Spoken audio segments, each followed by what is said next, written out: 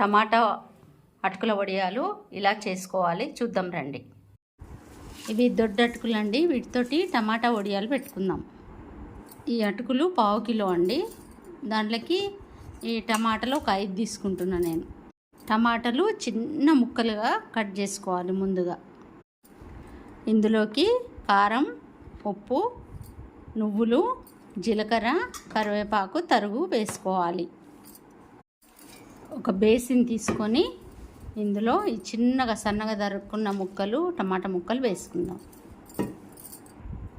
ఇందులో కరివేపాకు తరుగు, తగినంత ఉప్పు, జీలకర్ర, తగినంత కారం వేసుకోవాలి. వేసుకొని ఇది బాగా మంచిగా రసం వచ్చేటట్టు ఇలా కలుపుకోవాలి. ముందుగా ఇలా కలుపుకున్న తర్వాత దీనిలో ఇప్పుడు అటుకులు వేసుకుందాం. కొంచెం కొంచెం వేసుకుంటూ ఇవి కలుపుకోవాలి.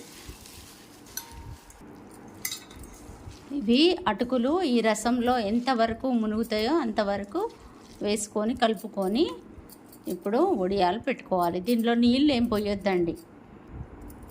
నువ్వులు ఇప్పుడు వేసుకోవాలి. ఇందులో వేసుకొని ఇది కలుపుకోవాలి. కరెక్ట్ 1/2 కిలో అటుకులకి 5 టమాటాలు సరిపోయినాయండి. ఇవి దొడ్డ అటుకులు అండి, సన్నటి పలసటి అటుకులు కాదు, దొడ్డ అటుకులు.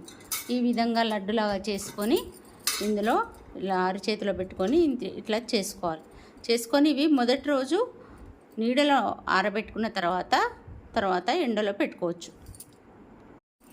అన్నీ ఈ విధంగానే చేసుకొని ఒక చాటలో కానీ ప్లేట్లో కానీ ఆరబెట్టుకోవాలి.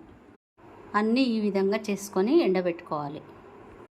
టమాటా అటుకుల వడియాలు ఇట్లా ఎండిపోయినాయండి. ఇవి నూనెలో వేయించుకోవడమే. స్టవ్ మీద బాండి పెట్టి కొంచెం ఆయిల్ వేసి సిమ్లో పెట్టి ఇవి నూనెలో వేయించుకోవాలి. ఇలా ఆయిల్లో వేయించుకోవడం అంతే.